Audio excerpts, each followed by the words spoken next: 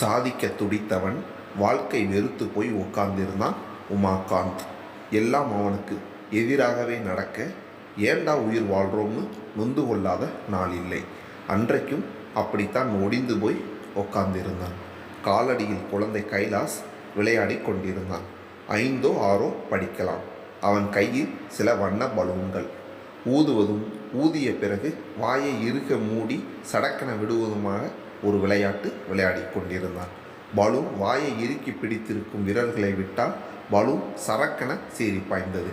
அது பாய்வதை பார்த்து அவன் பரவசப்பட்டு கொண்டிருக்க பளிச்சென ஒரு மின்னல் உமாகாந்தின் மனசுக்குள் இறுக்கத்தை இறுக்கி வைத்திருக்கும் வரைதானே விருன்னு கிளம்ப முடியலை. இறுக்கத்தை இறக்கிவிட்டால் எகிரி பாயலாமே பலூன் மாதிரி தோன்ற துள்ளி குழந்தை கன்னத்தை மாறி மாறி முத்தமிட்டான். குழந்தை புரியாமல் விழித்தான். என்னப்பா, என்னாச்சு உங்களுக்குன்னு கேட்டான் புரியாமல். பூமியில் இருப்பதும் வானத்தில் பறப்பதும் அவரவர் எண்ணங்களேன்னு புரிய வச்சுட்டடா குழந்தை நீ என்று சொன்னான். குழந்தைக்கு மட்டும் இன்னும் புரியவில்லை.